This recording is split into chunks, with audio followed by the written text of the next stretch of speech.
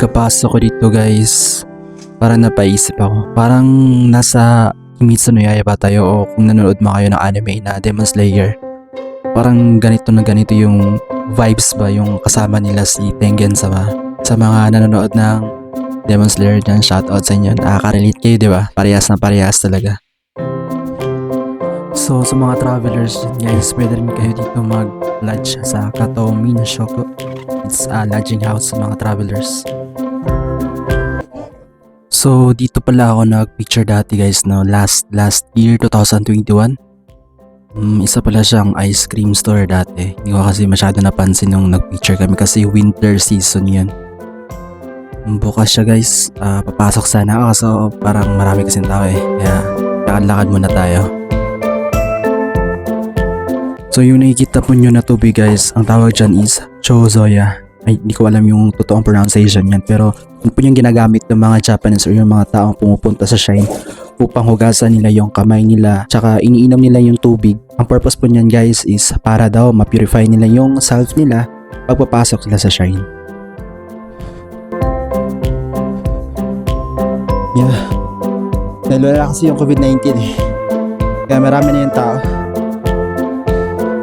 Kaya talaga guys, halos walang tao dito sa totoo lang.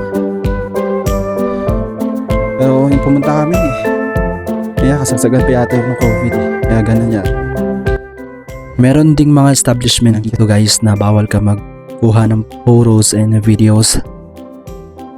Siguro part yata nila ng culture nila na ayaw yata nila na expose sa camera kaya merong mga ganun signage.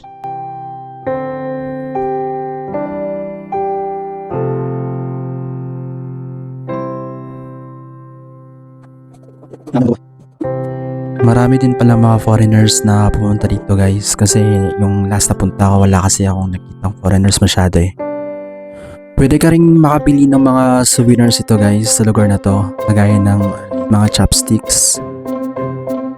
Yan guys, tingnan nyo. It's a wooden chopsticks. Hindi pa siya plastic. Meron din silang mga ibang souvenirs ito guys, kagaya ng mga handmade bag, mga pillow yata yan or unan.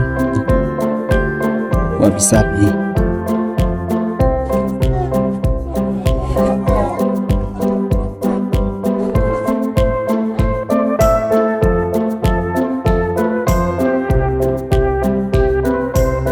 Papasana ako na tayo. So ito pala yung dulo niya guys no. Tingnan nyo guys, ang ganda.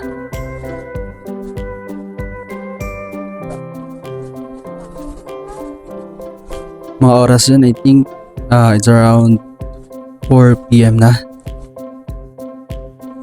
Babago muna tayo, punta muna tayo sa shrine.